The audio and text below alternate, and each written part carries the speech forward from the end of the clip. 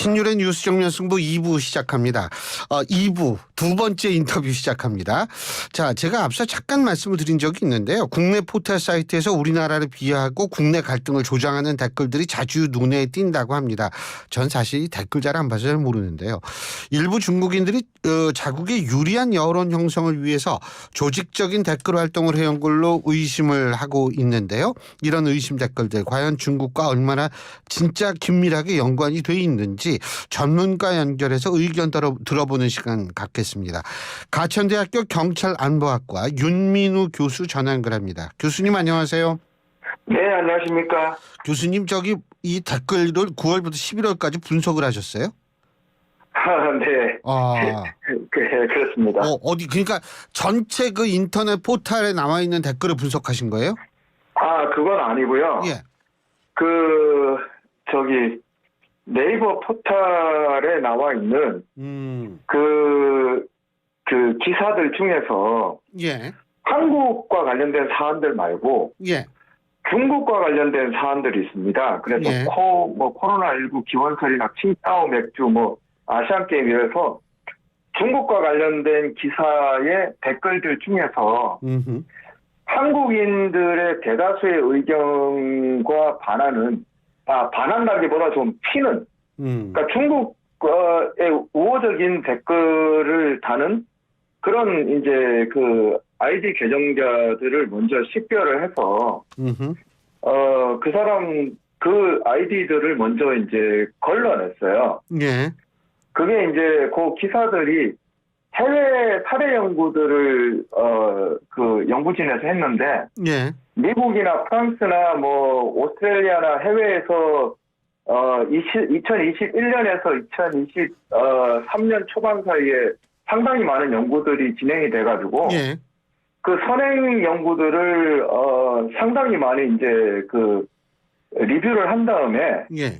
그 중국이 이제 영향력 공작에서 주요하게 관심을 두고 댓글 공작을 하는 그 사안들이 있습니다. 예. 그래서 그 사안과 관련된 기사들 중에서 좀 중국 쪽에 우호적으로 보이는 댓글 다는 계정들을 먼저 추려냈고 거기서 이제 그 해외의 그 사례 연구들에서 이제 해외 저명 싱크탱크나 정부기관이나 아니면 이제 그 마이크로소프트나 메타사에서 그 분석한 연구들에서 중국인 그러니까 중국 계정으로 식별한 이 기준들이 있습니다. 예. 그것들을 동일하게 적용을 해서 그 계정들 중에 이제 중국인 행위자로 추정되는 걸 식별한 게 아니고 도저히 한국인이라고 보기에는 어려운 것들을 다 걸러내고 정말 이게 한국인이라면 굉장히 독특하고 예외적인 의견을 달고 있다. 중국과 관련된 사안에서. 그런 것들을 이제 그 50건을 추렸고, 그 50건의 댓글 이력들을 전체를 9월에서 11월 사이에 된 댓글들을 분석을 했고요.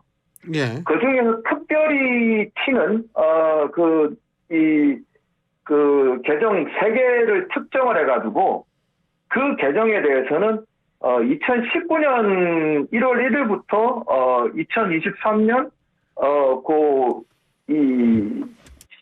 11월까지 그 전체 그 댓글을 크롤링 코드를 짜가지고 크롤링 방법으로 다 긁어와서 알겠습니다. 그거를 이제 전체 분석을 했습니다. 자, 50건을 추려냈고 댓글 이력을 분석을 했다. 해외 사례 연구를 했다. 이런 말씀이신데 첫째, 네네. 해외에서도 그럼 중국 댓글로 추정되는 것들이 많이 발견이 됐나 보죠? 네. 해외에서는 많이 발견이 됐습니다. 해외라고 얘기를 하는 건 구체적으로 어떤 나라들인가요, 그러면? 미국에서 이제 그 후보 인스티튜션하고 마이크로소프트 메타사, 그 다음에 이제 그 유명한 이제 민간 사이버 보안 업체가 있는데 맨디언트라고 거기 보고서에서 식별을 했고요. 예. 그 다음에 이제 오스트레일리아의 싱크탱크에서도 이제 그 SNS를 활용한 중국 이제 그 허위조작 정보 그 사례 계정들을 특정을 했고, 그 EU EEAS 1차 보고서에서도 그게 나왔고, 예, 그다음에 알겠습니다. 이제 프랑스 연구에서도 그게 식별이 됐습니다. 자, 그러면 해외 사례에서의 중국 댓글과 우리나라에서도 중국 댓글로 추정되는 댓글에 공통점이 있습니까? 그게 이제 이 중국의 우월함을 강조하거나 그 중화문명의 우월성, 그다음에 이제 반미, 그러니까 미국에서 진행된 거는 그 미국의 이제 그 고립주의를 강조하는 뭐 그런 내러티브가 돌았고, 유럽에서는 미국과 EU를 갈라치기를 하는 것들이 돌았고, 예. 미국과 오스트레일리아에서도 그랬고, 그다음에 이제 그 그 정치 진영 사이에 그 국내 미국이나 체코 이런 데서 대립하는 이 대중들 사이를 갈라치기 하는, 양쪽을 지지해서 부스팅해서 그 갈라치기를 해서 갈등을 극심화시키는 그런 현상들이 나타났어요. 우리나라는 어때요? 우리나라도 굉장히 비슷한 양상들이 나타났습니다. 예를 들면 한국은 중국의 일부다, 한국인은 중화민족이다, 뭐 이런 식으로 한국이 중국의 일부고 중국이 우월하고, 그다음에 이제 미국과 함께하면 한국은 뭐 폭망할 것이다, 중국과 함께 해야 된다, 한국인은 중국인의 후손이다, 뭐 이런 얘기들이 돌았고, 예. 그다음에 이제 그 댓글을 단 계정에서 그 중에는 이제 지역 세대 남녀 갈등, 그다음에 정치 진영 간의 혐오나 이제 갈등을 조장하는 그런 댓글들이 달렸어요. 지역 세대, 지역 갈등, 세대 갈등, 남녀 갈등. 뭐 이게 예, 전부 예. 다네요. 우리나라 사회 갈등. 예? 그러니까 여기서 이제 할 때 예. 그 사회가 갖고 있는 그 갈등을 먼저 분석을 하고 거기를 갈라칩니다. 그러니까 미국 같은 경우에는 그 조지 플로이드 사건 때 예. 그 친경찰 지지 댓글도 달고, 그다음에 흑인을 지지하는 갈등 그 지지 댓글도 달았고요. 체코 개입 사례에서는 그 체코는 이제 친이유와 반이유로 이제 그 사회가 갈라져 있는데, 예. 친이유 그 지지 댓글도 달고 반이유 지지 댓글도 달면서 상대방 진영을 혐오하고 비방하는 그런 식의 이제 모습들을 보였는데, 예. 우리나라는 이제 우리 사회가 갖고 있는 이런 그 진영화나 갈등의 문제들을 그대로 이제 파고들어서 그걸 이제 더 조장하고 그 극심화시킨 뭐 그런 현상들이 나타났어요. 그 한번 실질적인 예를 한번 들어주시겠어요? 그 우리나라 사례 말입니까? 예, 우리나라 사례요. 그러니까 이제 거기 댓글 사례로 이제 보도에서 이미 몇 차례 소개가 됐는데, 예. 뭐 경상도를 괭상도로 해가지고 이제 그 지역을 비하를 시키고, 경상도를 뭐로요? 괭상도라고요. 괭상도? 괴이하다 할 때 괴를 해가지고 괭상도로 이렇게 표현을 하고, 예. 그다음에 뭐 여자들은 뭐 먹기만 해서 뭐 돼지처럼 먹기만 한다면 이런 식으로 해서 이제 갈등을 조장하고, 한국 그 남자들은 또 뭐 한남 뭐 이렇게 뭐 이렇게 그러면은요. 예. 그 중국으로 추정되는 댓글이 추구하는 목적이 있을 거 아닙니까? 그죠? 예. 그 목적이 뭐예요? 그러니까 대전략은 뭐냐면 중국은 이제 그 글로벌 질서를 그 미국 주도의 단극 질서로 보고, 예. 중국과 뭐 미국, 러시아 이렇게 이제 지구를 분할하는 다극 질서로 만들려고 그래요. 예. 그 체제 하에서 이제 아시아 태평양을 중화문명권의 공간으로 보고 그 영역에서 중화제국 질서를 복원하려고 하는데, 그러다 보니까 거기에 구성원들을 정의를 해야 되잖아요. 예. 그래서 이제 중국이 56개 소수 부족이 민족들이 있는데, 그거를 중화민족이라는 상위 개념으로 하나를 묶으려고 그래요. 예. 그러니까 그 중화민족은 한족을 중심으로 한족과 그 다른 민족 간에 형과 아우, 조상과 뭐 후손, 부모와 자식 뭐 이런 관계로 위계적으로 주종 관계로 묶으려고 그러는데, 조선족은 그 중화민족의 한 부모 집합으로 들어가요. 예. 그러다 보니까 이제 한국인은 조선족이 돼서 중화민족의 일원이 되는 거죠. 그런데 이제 그런 식의 그 컨셉을 잡고 있는데, 댓글에서 그게 그 지속적으로 관찰이 됐고요. 예.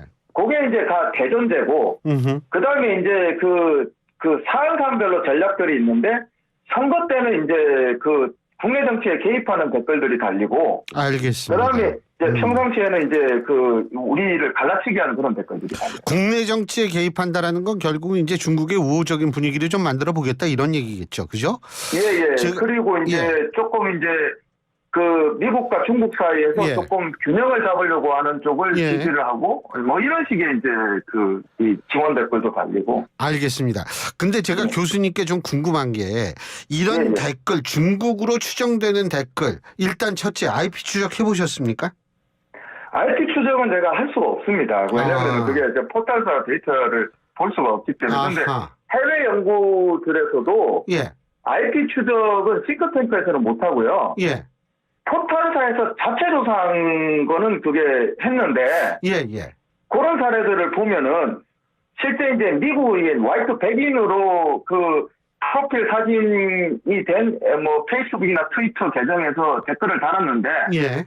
실제 이제 추적을 해보니까 중국 장수성 공안이 한글로 이렇게 확인된 사례도 있고 그래요. 그 지금 장수성 공안으로 확인된 사례가 있다 이런 말씀을 하셨는데요. 예, 그렇다면- 해외 연구에서요. 그렇다면 우리나라에서 이렇게 중국으로 추정되는 댓글들의 이 개인들이 자발적으로 했을 가능성과 지금 네, 뭐 네. 장수성 말씀하셨는데 이런 어떤 기관이 개입했을 가능성 어느 게 크다고 보십니까?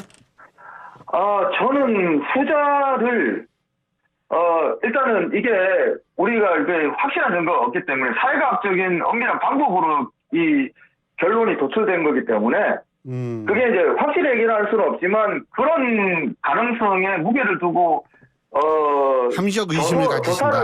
수사를 해볼 필요는 있다. 조사를. 왜냐하면은 조직적인 움직임이 관찰이 됩니다. 왜냐하면은 예. 거기 네트워크 그림이 한국일보 보도에 나오는데 거기에 네트워크 허브에 있는 자가 어떤 그 게시글을 작성을 하면 시타를 들고 이제 따라서 다른 그런 패턴들도 나타났고 예.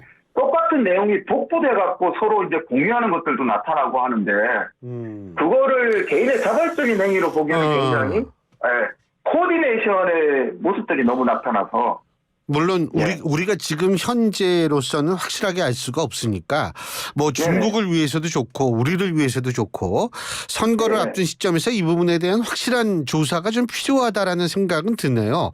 중국이 네. 억울하게 괜히 누명 쓸 이유도 없는 거고요. 그죠? 그다음에 뭐 근데 예. 그 해외에서는 예. 중국이 이제 당, 그다음에 인민해방군, 그다음에 그 국가정보기관인 MSS, 그다음에 사이버 공간행정부 여기서 그 CCTV나 뭐 신화나 이런 그 황구시보와 같은 이런 이제 매체와 함께 관영 매체. 그 영향력 예. 공작을 했다는 건 해외 연구 결과에서 확인이 된 사실입니다. 예. 그래서 한국에 들어왔다는 제가 알 길이 없어요. 그러니까 우리나라도 근데 이제- 그걸 좀 확실히 할 필요는 있을 것 같다는 생각이 들거든요. 예, 그렇죠. 예. 그러면 해외에서 이런 일이 있었고 예. 국내에서 댓글을 보니까 조율된 움직임이 나타났기 때문에 그 중간에 미싱 링크를 그 우리 뭐 이 수사 당국에서 조금 확인을 할 필요는 있지 않겠나. 아니면 적어도 마이크로소프트나 메타처럼 그 포털사에서 뭐 이렇게 그 자체적으로 좀 분석해서 좀 보고서를 공개할 필요는 있지 않겠나 뭐 그런 생각은 듭니다. 그 정부나 정부기관이나 뭐 이런 쪽과도 좀 같이 일을 하셨습니까? 아니면 하실 계획이 있으십니까? 아니요, 그런 건 없었고. 그런 거는 없으시고. 예, 저기 빅데이터 분석하시는 교수님하고 이제 이게 해외에서 이런 사례들이 있다고 하니 예. 우리도 한번 이거를 한국도 연구를 해보자. 왜냐면 한국에서는 이게 사례가 발견된 사실이 없고 예. 해외 세미나를 가면 해외 이제 그 교수들이나 연구자들이 한국 사례를 자꾸 물어봐요. 예. 예. 그래서 이제 우리가 이거를 한번 연구를 해가지고 그 뭐 논문을 한번 내보자. 그래서 해외에다 좀 어디 좀 영어로 출판을 좀 해보자. 그래가지고 팀업이 돼가지고 뭐 시작을 한 거라서 뭐 딱히 앞으로 어떻게 할지는 잘 모르겠네요. 근데 아니 교수님 뭐 당연히 학자시니까 그 뭐 어떤 구체적인 플랜을 세우기가 힘드시겠지만 지금 이게 이제 저희가 지상파 뉴스 채널 대한민국 유일의 지상파 뉴스 채널인데 우리 정부한테 건의하고 싶은 거 있으시면 말씀하시죠. 일단은 그 미국이나 뭐 이런 그 해외 사례들처럼 예. 그 미국은 이 선거제도 자체를 국가 핵심 인프라 시설로 지정을 하고 예. FMIC라고 이제 그 영향력 그 대응 센터를 꾸려서 컨트롤 타워를 세워서 운영을 하고 있어요. 예. 우리도 이거를 좀 고민할 필요가 있고 두 번째는 이제 포털사가 자체적으로 좀 자정 능력을 하는 그런 분위기를 좀 이끌어 갔으면 좋겠고 포털사에서 자체적으로 그걸 감시를 하고 좀 분석을 하는 게 좀 필요하다면 계정 폐쇄를 한다든가. 그러니까 적어도 미국의 그 마이크로소프트나 뭐 페이스북이나 이런 데서 하는 것처럼 정도는 우리도 할 수 있지 않겠냐라는 거고요. 계정을 어떻게 한다고요?